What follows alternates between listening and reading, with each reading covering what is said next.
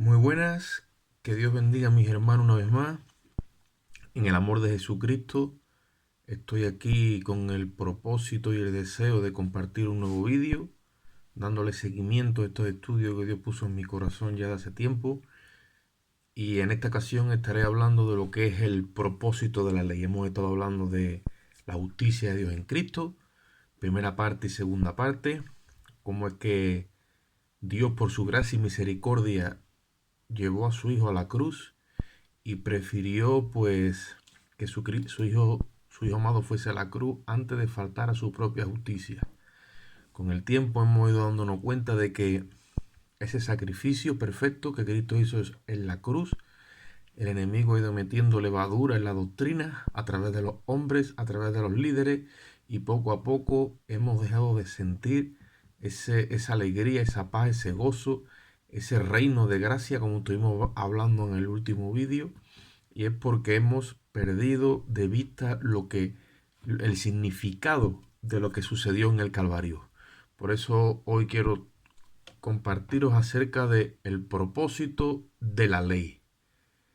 El propósito que tiene la ley.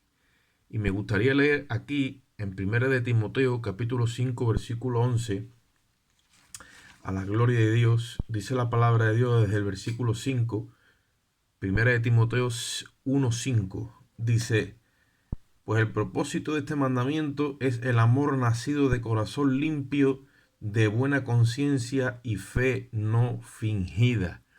Cuando hablamos de sana doctrina, que en muchos lugares se habla de sana doctrina, siempre se está hablando de la sana doctrina y la sana doctrina. La sana doctrina tiene que ver con una enseñanza sana. ¿Para qué? Pues precisamente ahí se lo dice Pablo a Timoteo, para que el amor nazca de corazón limpio. Todos sabemos que cuando el Espíritu Santo llega a un corazón, primeramente ha sido ese corazón lavado y limpiado por la sangre de Jesucristo.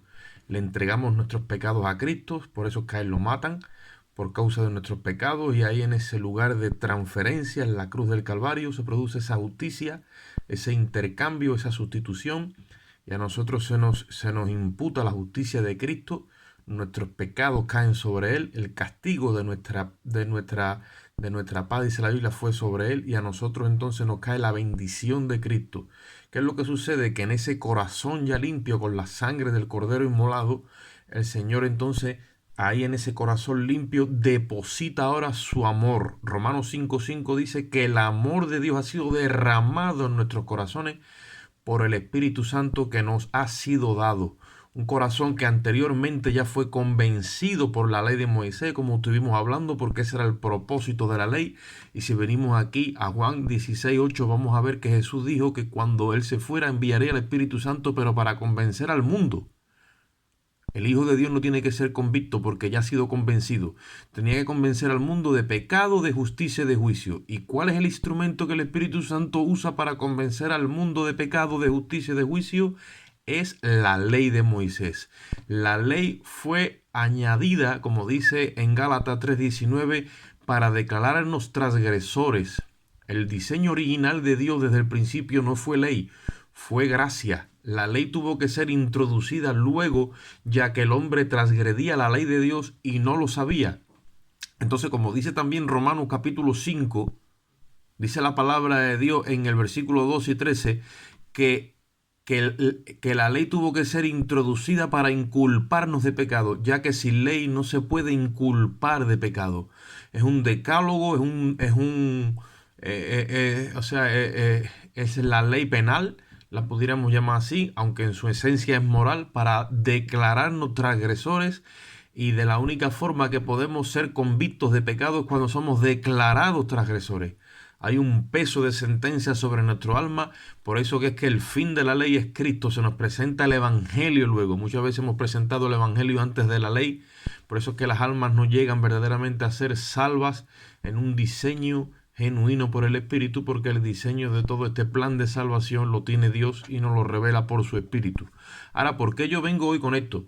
Porque una vez que los hermanos ya han sido salvos, una vez que los hermanos ya han sido lavados y limpiados en la sangre del Cordero, ya le ha sido dada una nueva identidad. Ya su Dios, ya su yo tiene que estar crucificado juntamente con Cristo. ahora ya no se le puede meter la ley, porque su corazón ha sido lavado con la sangre del Cordero, como dice aquí en 1 de Timoteo 1:5, y el amor de Dios ha sido derramado en ese corazón. Entonces, cuando Pablo le escribe a Timoteo, dice que el propósito del mandamiento es el amor nacido de corazón limpio. Debe de nacer el amor de nuestro corazón cuando ha sido limpiado con la sangre del Cordero. ¿Qué sucede? Que el enemigo astutamente nos ha hecho creer que la ley era un instrumento para santificación. Y yo aquí escribí: la ley no santifica. La ley está para convencer de pecado al pecador que está perdido en sus delitos y pecados, declararlo transgresor, para eso fue añadida en Gálatas 3:19, inculparlo de pecado como un delito, como un código penal donde se le puede donde se le puede inculpar de pecado. Aquí Romanos 5:12 y Romanos 7:7 es lo que te concientiza de pecado, porque la ley es espiritual, mas yo soy carnal, vendido al pecado. Entonces, cuando tú eres confrontado con la ley, ahí es donde tú empiezas a considerar que eres un pecador. Mientras tanto, no. Yo le he hablado a la gente de su pecado y se ha quedado tan tranquilo, pero cuando le he dicho: la Biblia dice que los mentirosos no entrarán al reino de los cielos. La Biblia dice: no codiciarás a la mujer de tu prójimo.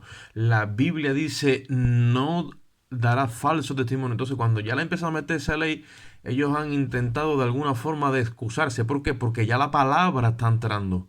Ya la luz está entrando en su corazón y va penetrando hasta que ¿qué? Hasta que parte el alma del espíritu. Ahí es donde se produce la fecundación o la concepción. Ahí hay una nueva vida ya que va a ser parida y dada a luz. Pero dejando eso a un lado, una vez que ya todo ese trabajo o todo ese procedimiento que tiene la ley, que es convertir el alma, por eso dijo el salmista en el capítulo 19, versículo 7, que la ley de Jehová es perfecta, que convierte el alma. Entonces ahora ya no se le puede dar al justo. Y dice ahí en el versículo 8, aquí mismo donde estamos, pero en el versículo 8 dice: pero sabemos que la ley es buena si uno ¿qué? Si uno la usa legítimamente. Conociendo esto, versículo 9, que la ley no fue dada para el justo, una vez que la persona ya ha venido a la cruz. Ahí, una vez que la persona ya ha venido aquí y su yo ha sido crucificado, ya no se le puede imputar la ley. ¿Por qué? Porque entonces el Espíritu ya no ayuda a esa persona, el Espíritu se retrae. Porque el Espíritu trabaja única y exclusivamente bajo los parámetros de la cruz. ¿Y qué es lo que sucede? Que estamos encontrándonos con un montón de hermanos en la iglesia, un montón de hermanos en la fe, supuestamente, que están bajo yugo, bajo un gobierno de ley. Y una vez que ya había sido limpio, una vez que ya había sido regenerado, una vez que ya había sido justificado, santificado, redimido, y todo lo que son las doctrinas de la gracia, vuelve a sentirse impío, vuelve a sentirse sucio. Ahí dice: conociendo esto, que la ley no fue dada para el justo. Una persona que ya está sido justificada porque ha venido a la cruz, ya es declarado justo. Ya tiene con él al Espíritu morando dentro como señal de la justicia y tiene un gobierno de gracia sobre su vida. Entonces no se le puede imputar la ley. Dice: conociendo esto, que la ley no fue dada para el justo, sino ¿para quién? Dice: para los transgresores, para los desobedientes, para los impíos, para los pecadores y para los irreverentes, para los profanos, para los parricidas y matricidas, y para los homicidas, para los fornicarios y para los sodomitas, y para los secuestradores, y para los mentirosos, y para los perjuros, y para todo cuanto se oponga a la sana doctrina. ¿Por qué? Porque esto es la sana doctrina. Es una enseñanza donde te mantiene el corazón sano. Ahora, si tú a una persona que ha sido lavada le empiezas a volver a meter la ley, se empieza otra vez a sentir sucia. Y es que ese no es el propósito de la ley.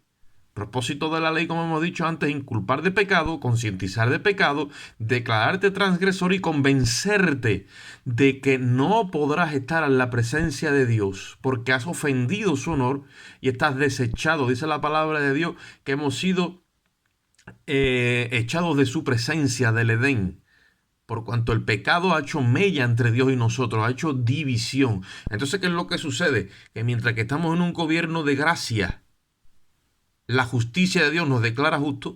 Si nosotros empezamos a meterle o a hablarle de la ley a los hermanos en la iglesia, entonces los empezamos a declarar impíos. Y alguien que Dios limpió con su sangre no puede ser llamado impío, ni puede ser llamado que ya no es hijo de Dios. Si es impío porque nunca ha conocido la verdad ni ha venido todavía a Cristo, entonces sí. Pero si ha sido limpiado y lavado con la sangre de Cristo, no puede ser nuevamente declarado impío. Esto no es, o sea, es que esto no tiene razón de ser. Y yo sé lo que estoy diciendo, amigos y hermanos. Hace aproximadamente unos 7 años ahora yo tuve esa experiencia con el Señor. Yo vengo de un formato legalista pentecostal y Dios en un ayuno corrido de 5 días me dijo claramente: no vuelvas a llamar o a hablarle de condenación más a gente que yo lavé con mi sangre.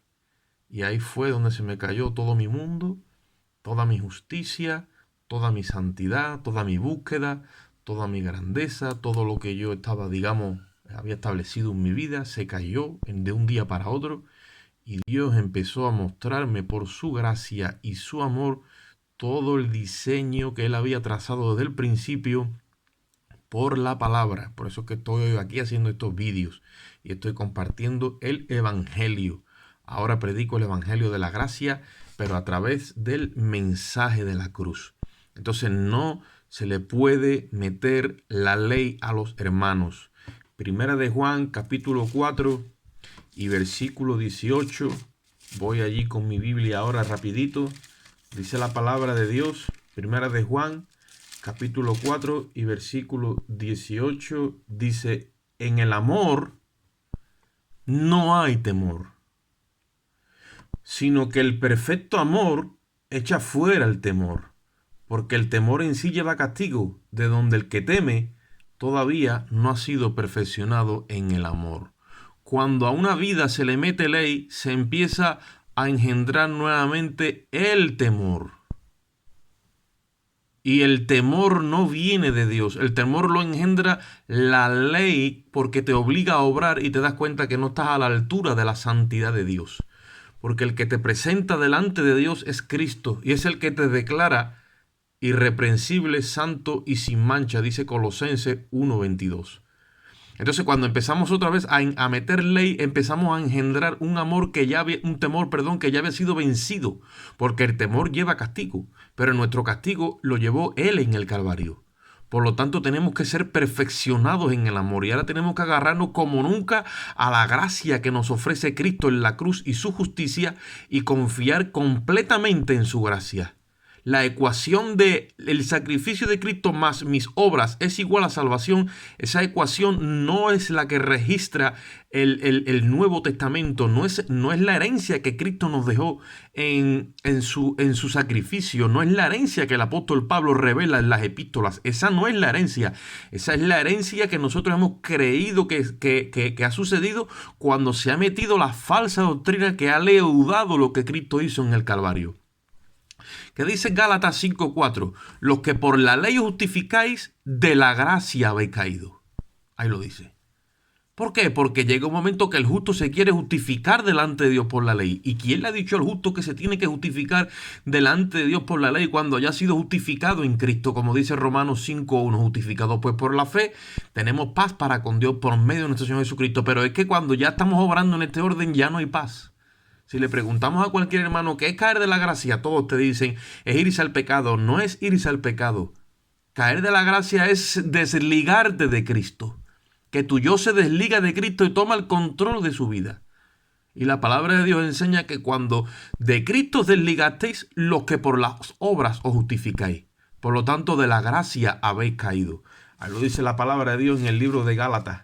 ¿Y qué es lo que sucede con todo esto, amado amigo y hermano? Que dentro de lo que es la obra del Espíritu Santo en la iglesia se ha metido confusión y se ha metido un sistema de leyes. Por eso dice Gálatas 5:1, como puse aquí, estad pues firmes en la gracia y en la libertad con la que Cristo os hizo libre y no volváis otra vez al yugo de esclavitud. Porque es un yugo, pero es un yugo de esclavitud. Habiendo dicho Cristo ya en su día, llevad mi yugo sobre vosotros, que es la cruz. Cuando nosotros hablamos de la ley, de la ley, de la ley, lo que estamos intensificando y estamos, y estamos como dándole gloria al pecado. La gente se concentra en el pecado.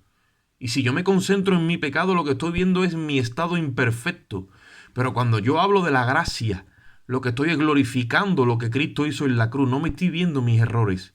Entonces mi estado va superándose poco a poco por medio de la fe hasta que llego a alcanzar esa posición que Cristo me ha otorgado por medio de su sacrificio a través de la fe. Es un regalo lo que yo he recibido y la obra, quien la hace es el Espíritu Santo en mi corazón. Por lo tanto, disfruto de ese regalo por medio de la fe, como dice Efesios 2, 8 y 9, que por gracia sois salvos por medio de la fe, y esto no es vuestro, pues es don de Dios, no por obras, para que nadie se gloríe. Quisiera también dejaros con la reseña del ministerio. La web es movimientoevangelísticodesevilla.es, el email movimientoevangelísticodesevilla@gmail.com, en YouTube, que es por aquí donde estamos, Movimiento Evangelístico de Sevilla. Ya sé que estáis en mi WhatsApp 655-85-7327. Un saludo y que Dios bendiga.